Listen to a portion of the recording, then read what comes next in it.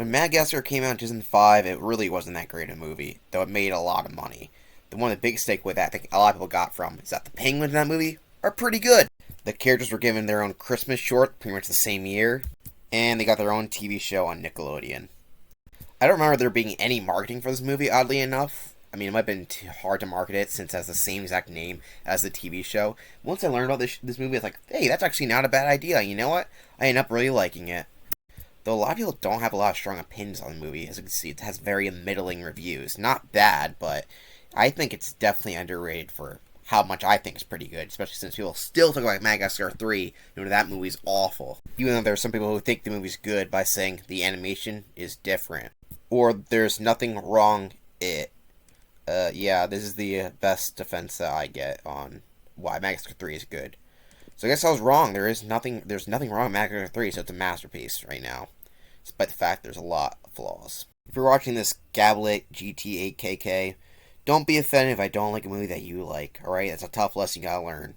Though I gotta mention that it just because it has quote-unquote good ratings doesn't mean that a movie can't be bad, because sometimes movies can get high ratings and sometimes it's not the best, and sometimes it can change. But this is not one of those cases, because at least on Letterboxd, Madagascar 3 has a 2.9, being the lowest rated Madagascar movie, including Penguins in Madagascar. So, even I'm not alone saying this is the weakest film in the franchise. Maybe I'm not alone saying it's the worst movie ever. Not that it's the worst movie ever, I think it's the worst DreamWorks movie, currently speaking. But I am digressing way too much. Madagascar 3 sucked, so they had to fix that by making Penguins in Madagascar. The film starts with what I guess is a parody of the March of the Penguins movie, as narration overcomes all these penguins who are just waddling along, and they don't have a care in the world, other than a couple of baby penguins, that is. So these 3 baby penguins are going to be our main penguins. So they're the said penguins in Madagascar. Despite the fact I think these characters have spent like 5 minutes in Madagascar in total. Like they were barely on the island, but whatever. They're the penguins in Madagascar. They're barely in Madagascar, but hey, that's the story tagline, and that's what they're going to call this franchise. Their first ever mission is to save another penguin egg from this little boat here, while this film producer crew decides, like, let's push them off the edge because we're assholes. In case you're wondering why they did this, well, this is a reference to this documentary called White Wilderness, which you're watching now, where a bunch of jackass film crew, which is actually hosted by the Disney company, where they push a bunch of lemmings off a cliff to say, this is what lemmings actually do. They don't. So screw the documentary crew did this. This is another shot at Disney, in case you're wondering. DreamWorks has to do that, even if you don't know it. Also, that boat explodes, but they save the eggs. It's all good and fun. Kowalski, analysis? We are really awesome at this. Also, you can tell the penguins have the same exact voice as they do in their adults, which their adult voice actors are voice actors and writers at DreamWorks. They're not celebrities, which is great. I don't like celebrities that much. There's still celebrities in this movie, but the main characters are not voiced by celebrities, which is amazing. Also, the egg hatches revealing Baby Private. His name is Private, not reference to the body part that you might be thinking about. Hello, are you my family? You don't have a family, and we're all going to die. Sorry. We cut to the present, where they actually directly make fun of how bad Madagascar 3 is, saying the fucking music is awful, and that they want to get out of this stupid circus business, basically. That's how much the movie cares about Madagascar 3. It doesn't. It basically does the same thing Madagascar 3 did in Madagascar 2, basically saying, that movie is garbage, so we're not doing that again. And as soon as they showcase the circus shit, they're like, let's get the fuck out of here. Oh, in case you're wondering, they decided to go to Fort Knox, not to take any gold, but to use their cheese puff machine, because this is the kind of movie that we're watching. This movie's going to be really hard to describe, because most of the movie is just a bunch of jokes at really fast pace, so I would play a bunch of clips, but I can't. If you don't like that, you're probably not going to like this movie, but if you're like me, and really like the fast pace and like a joke per minute, you're going to like this movie. I didn't like Madagascar 3 because it told no jokes, and all of them were corny as hell. Also, this movie is incredibly weird because the vending machine starts attacking with tentacles. The next thing the penguins know after getting attacked by a vending machine is that they're trapped in some their base after eating too much cheesy puffs. Turns out this really creepy guy here kidnapped them, and he is... Dave! Dave! Dave! Dave! Dave! Dave! Dave! Ah.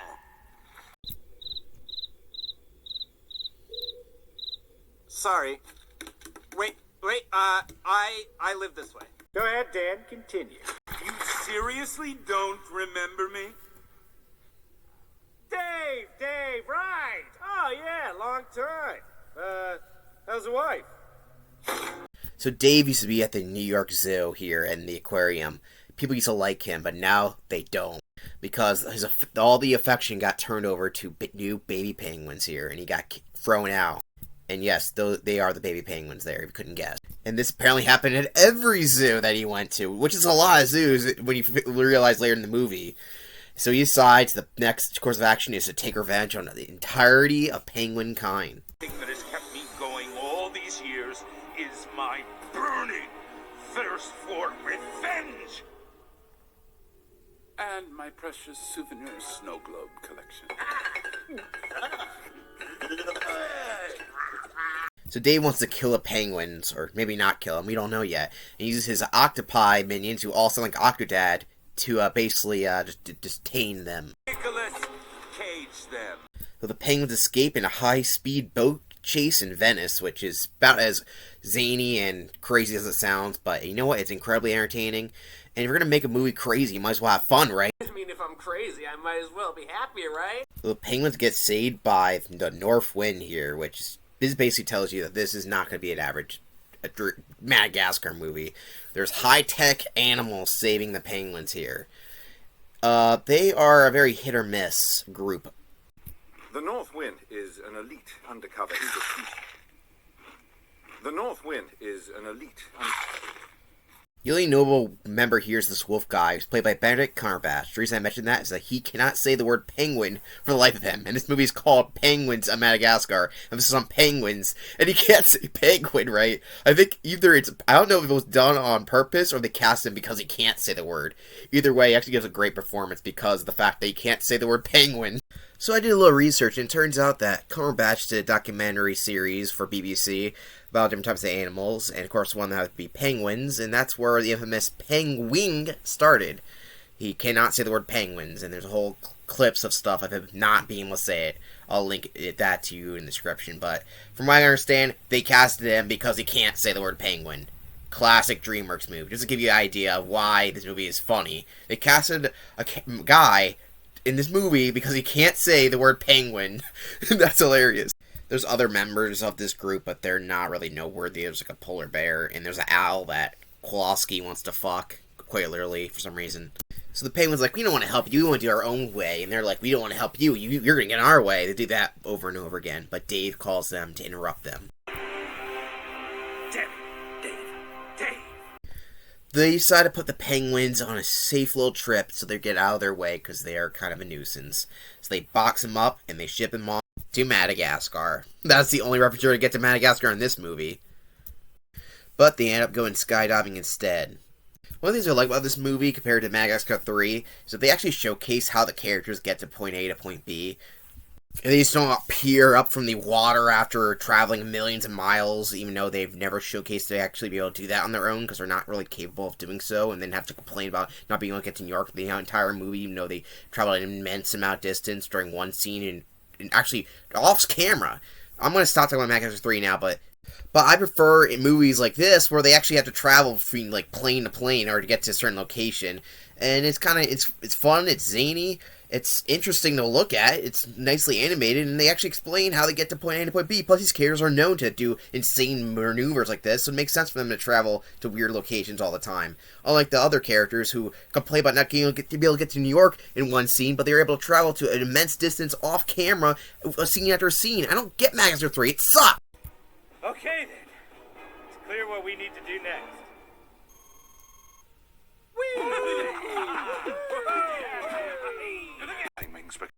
So after traveling for a while, the penguins end up in a new location. In the center of Dublin, Ireland.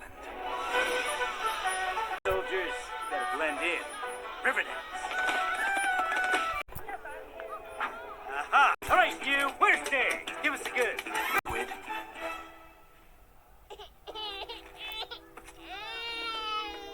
Also, the penguins learn that every other penguin in the world, or at least every penguin in the zoo, is being kidnapped by Dave, or Derek, or Daniel, whatever his name is. I'm not too sure, actually.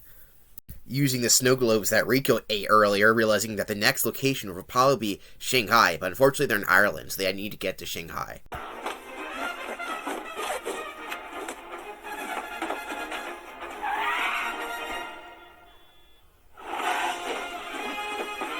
I forgot there is a serious subplot in this movie. See, Private, the young penguin's like, oh, he wants to prove himself, but Skipper, the captain's like, no, dress up as a mermaid and do your job, bitch. It's really not that well developed of a subplot, to be honest. But, you know, it's not really trying to be. It's basic, and most of the movie's just weird stuff and telling weird jokes. Like, what do these mean? I mean, I don't even know how to describe the scene I'm looking at right now. Also, it turns out Dave doesn't want to kill any of the penguins. He wants to make them ugly monsters so that no one would like them anymore. Also, the other penguins have to save Private, who got kidnapped by him, obviously, because, you know, he's a mermaid penguin. So they gotta save him. So they decide to go with this North Wind plan, who is apparently really good, because he doesn't look back at the explosion. That proves that he's tough, so his plan is decided that it's better. But unfortunately, the plan fails. No kidding. Boys, grab your coconuts and hold them tight. Classified should be walking away from a huge explosion with Private on his shoulder in 3, 2... Get my welcome home, Rico!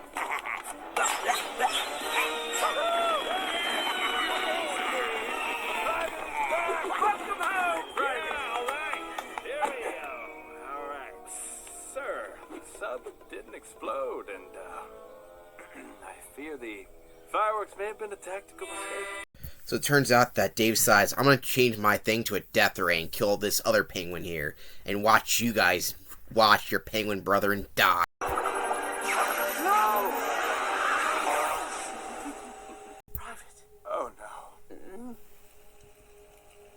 Been around the world, saying so. Work hard, play hard. So Private actually doesn't die, and he saves the North Wind here. The North Wind decides to be cowards and run away. Huge army of octopi. So because you failed once, you're just running away? We did not fail, and we are not running away. We're just very sensibly regrouping. So Dave in his human form showcases the penguins to the world, but they're not penguins anymore. Since the world doesn't like penguins anymore, they put them in extermination camps, I guess. Not camps, but whatever, the exterminators, you know. That's not really dark, but it's not that dark. So the penguins regroup and decide they have to fight Dave, even though they look like monsters. Sir, how long do we stand here like this? Till we reached maximum coolness. There it is. So Private sacrificed himself was cuteness, because a cute force has to remake the penguins cute again as well. If that makes any sense. It's how the movie works, you know, don't question it. Now that I have my revenge, I feel empty. As if what I needed all along was more revenge! This is actually a really funny villain. He's kind of like a prototype to a Jack Horner here, with his motivation. They're like, you know, I got what I wanted, but you know what? Let me get more of it. Like, his new plan is to make everything ugly. I just love this villain. He has to get this octopi army, though, to attack the penguins who are trying to reverse his plan. Helen, hunt them down! William, hurt them! Hallie, bury them! You, Jack, man the battle stations! Kevin, bake on! Well, I haven't played every clip. Every one of his minions is a celebrity pun, basically. You know what? The fact they keep it up is what makes it funny as shit. So finally, all the penguins are back to normal. Except for Private, who looks like that. You're hideously disfigured and will probably be hunted for sport. And the moral of the mess movie is that Private finally gets his validation as a great member of the group. Not that it was really needed. In fact, he thought he really was a member of the group, according to the last movies. But whatever. It's okay. It's not the best message in the world. But you know what? It is sweet. But Dave is gonna strike back.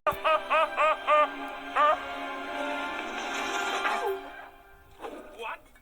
Ramirez! Though Dave actually gets what he wants, some affection, but even though it's in the form of a snow globe, so it's probably not going to be that great, because he's probably just going to get shaken around the rest of his life. But whatever, he kind of deserved it. He's an asshole.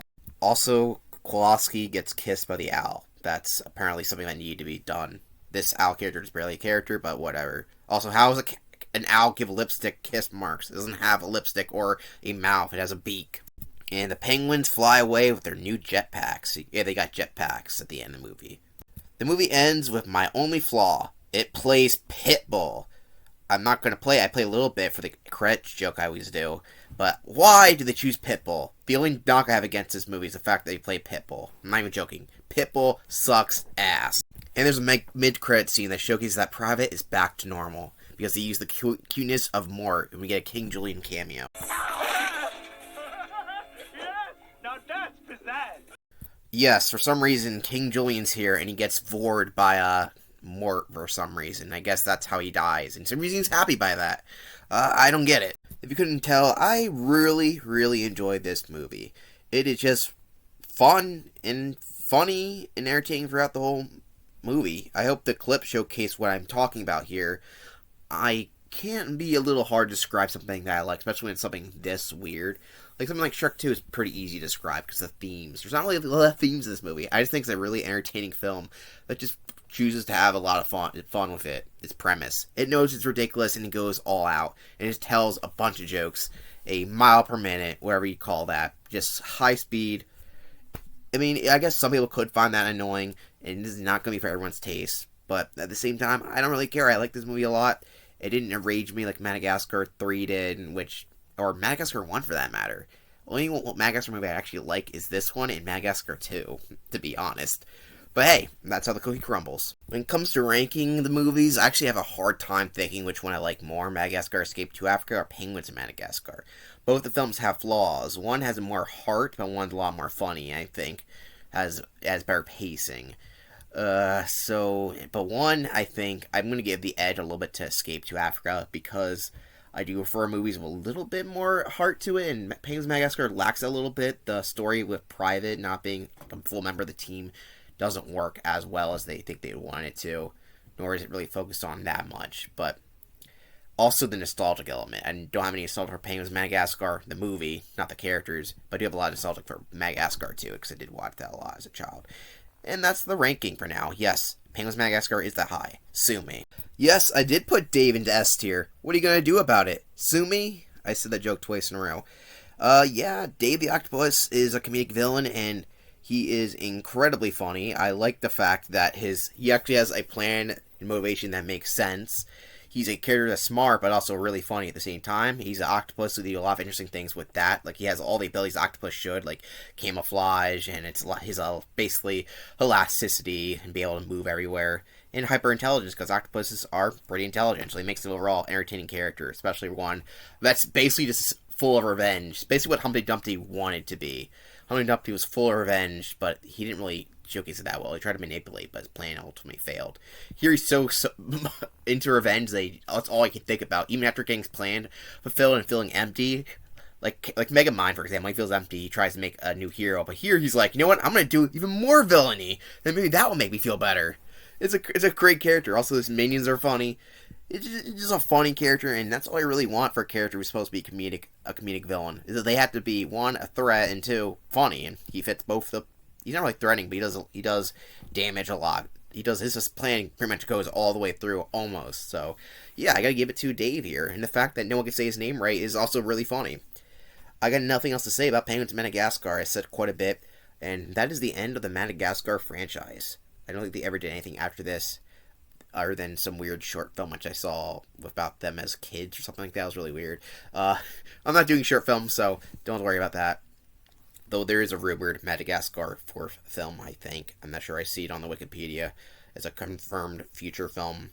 I don't know. I don't personally need that or want that. This is a franchise that really shouldn't even have this many installments as it is, since, to be honest, it was never that good from the get-go.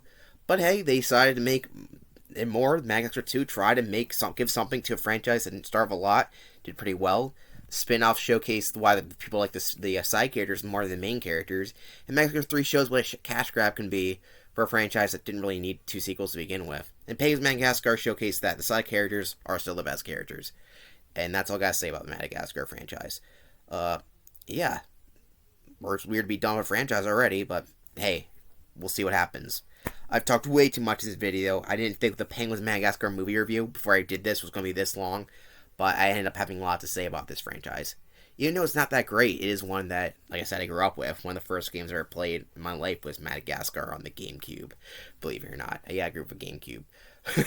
Oh my god, I'm talking way too much. I can't even speak now.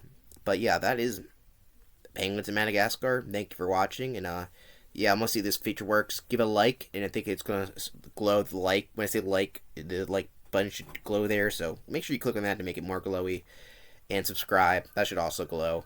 I'm about to do that. I have a Patreon too. If you got this far, you might as well, check that out. Every time I do these videos in advance, so they're on Patreon. Not I just do it just in case someone wants to buy it. It's only $1 if you want to see stuff early, and I don't think I have a lot of future stuff out right now, but maybe, who knows how much videos I'll be doing by then. So anyway, my voice is starting to hurt. Thank you for watching. I said give it a like, subscribe, and become a Patreon member or stuff like that. All my stuff is cheap as crap. I even have books there, so there you go. That's enough plugging. That's enough penguins. And I'll see you when we do Home of All Movies. See you then.